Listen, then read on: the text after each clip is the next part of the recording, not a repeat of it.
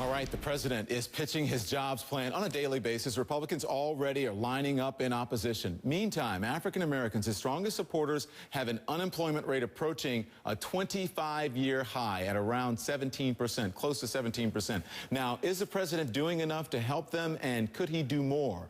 I want to talk about it with CNN contributor and political anchor for New York One, Errol Lewis. Errol is the co-editor of Deadline Artists, an anthology of American newspaper columns. And here in Atlanta, Goldie Taylor, editor-at-large for thegrio.com. It's good to see both of you. So let's start with the president's speech at the dinner hosted by the Congressional Black Caucus last night. Before, I'm going to play something from Emanuel Cleaver. But before, I want to ask you, what did you think of the president's speech last night? I thought it was an interesting speech, but I thought it was a gutsy one.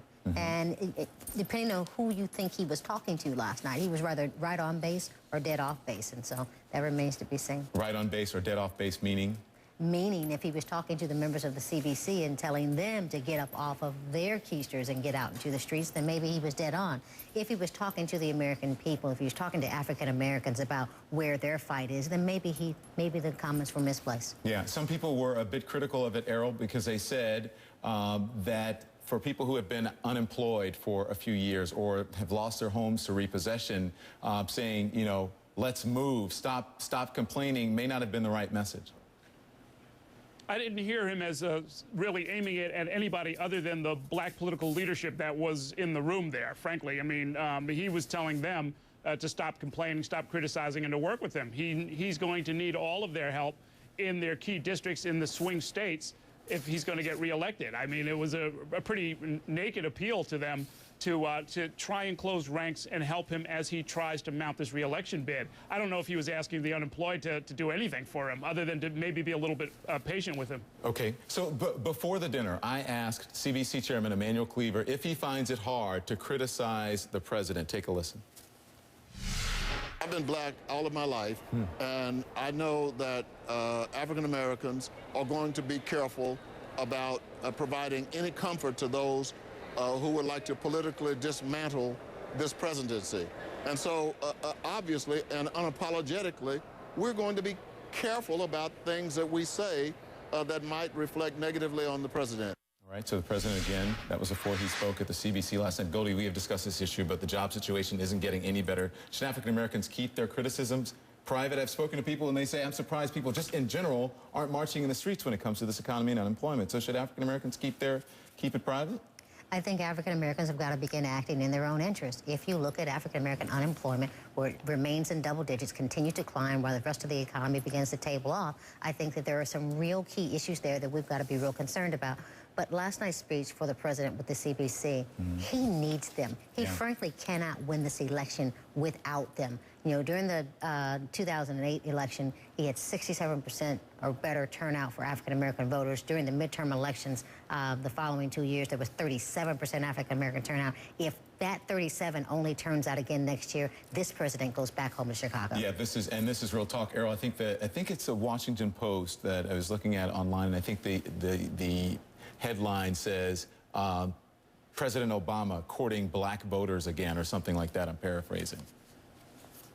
Yeah, I don't know that he ever stopped, actually. You know, what he's been doing quietly over the last couple of years is when a major policy initiative comes out, especially domestic policy, he'll convene members of the black press and sort of tell them, look, this is what this means for your readers, for your constituency. This is what it means in black communities.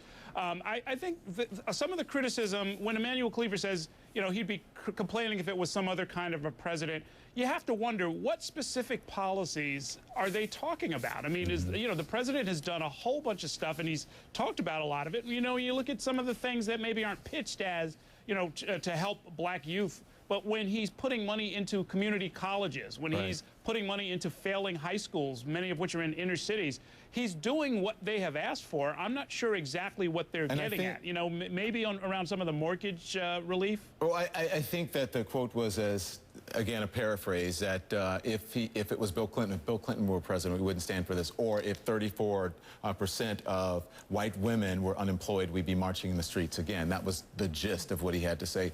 But I have to say this, the overall economy, it's starting to worry a lot of people. And I talked with conservative analyst David Frum, and he had some pretty dire things to say. Take a listen. We are facing a global economic crisis. It's not just in the United States, although we have enormous problems here as Americans continue to cope with the enormous debt load they piled up during the housing bubble. And as so long as the consumers are weighed down by those debts, it's hard to see how they find their footing. Errol, are we headed toward a global recession? And if so, is there anything the president can do to prevent it? A lot of the signs are pointing to some really hard times ahead. I don't know if David Frum has really analyzed it the right way, frankly, though. I mean, if consumers hunker down and do what he seems to be suggesting, like repay their personal debts, that leads you right into recession. You know, the problem with recession, the definition of recession is that not enough people are spending. And when not enough people are spending, the stores start slowing down and the credit starts to dry up and the whole machine grinds to a halt. So what can the president do? The president can do what he's been trying to do, which is sort of get the morale back, get some kind of stimulus going, and hope that he can get somewhere with Congress. He's got to do it in 12 to 14 months. He's got to do it. He's got to do it in shorter time than that, because this election is starting in earnest right now. I don't think this country is going to be in any better shape should we have a Republican take control of the White House next year. In fact, I think we'll be in worse shape. But the fact is, you know, in terms of African-American wealth, it has dried up and evaporated with the fall of the housing markets over these years. And I think, you know, to ask consumers to spend more when they've lost their homes, they haven't had jobs in 99+ weeks, I think that's a misnomer. You've got to make some real investments in small business, make real investments in tax cuts on this middle class. You've got to make some real investments in, you know, infrastructure improvements, things that will put people back to work so that they have that dollar to spend at the grocery store. Today they don't have it, so they're not spending. This is not a confidence issue. This is a flat, broke pocket issue. It has to be in action. It has to go beyond rhetoric. It has to go beyond rhetoric. Yeah. Goldie Taylor, Errol Lewis, thanks to both of you. Great conversation. I appreciate it. Thank you for having us. Good to see you.